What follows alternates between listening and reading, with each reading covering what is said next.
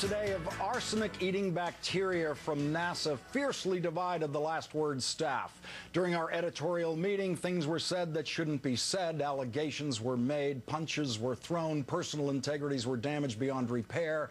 Several apologies and meetings with Human Resources later, things are better. But the debate has not been settled.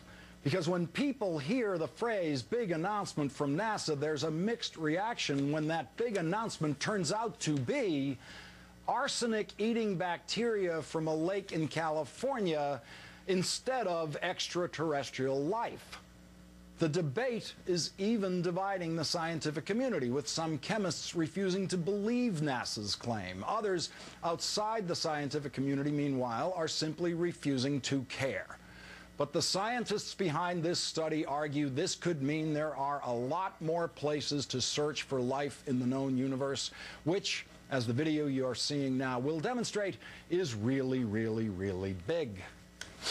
I find myself in the, well, straddling, but leaning toward the so what camp on this one. And now to explain the error of my ways, the executive director of the Planetary Society, Mr. Bill Nye, the science guy. Bill, I've got to tell you, I've been to Mono Lake, where this bacteria comes from. It is a 6-hour drive in California from where I'm sitting right now, 5 hours if you have a BMW.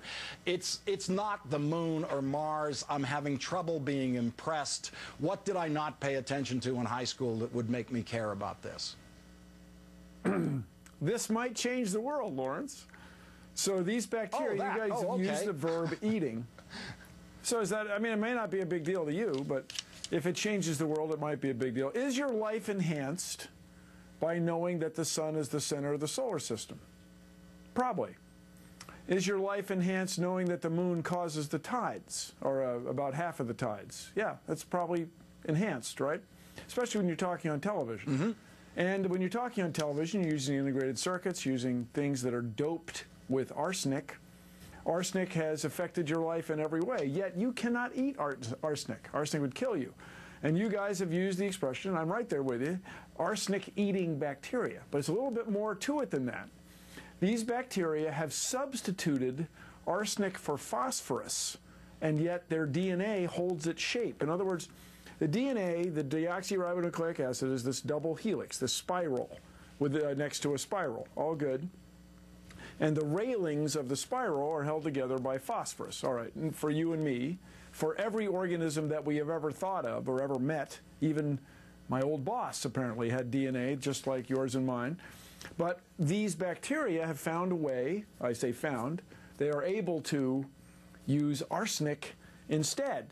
And so there may be a place on Earth where there are naturally occurring arsenic bacteria, naturally occurring arsenic other bigger organisms, and then this would give us a way to look for other types of life, other ways to construct instructions to replicate, to make new organisms. This could be a crazy, huge thing. It's another evolutionary surprise.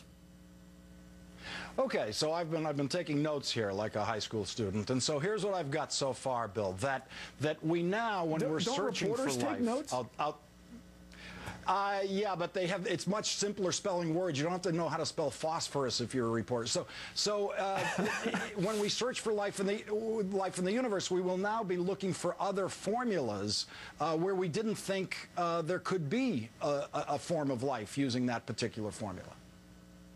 That's right. Yeah, it's remarkable, and they're making a big deal out of it because it's this kind of subtle thing that leads to discoveries. I mean, people have a sense about it that it's this is such a surprise. This is so unusual that it could change the way we think of everything. See, one of the big ideas these days in astrobiology is that there could have been what people like to call a second genesis. This is to say, maybe life arose in a couple different ways, or multiple different ways here on Earth, and we just have never gone looking in the right places or asking the right questions to discover them. And so if we found another type of life, it would indicate that life is more likely than not. And then okay, this Bill, would you've absolutely, once again Bill, be humbling but enlightening. You have completely won me over, and I want to hear a lot more, but now really? we've run out of time. Bill Nye, the Science Guy, oh, yeah. Thank you very much for your time tonight.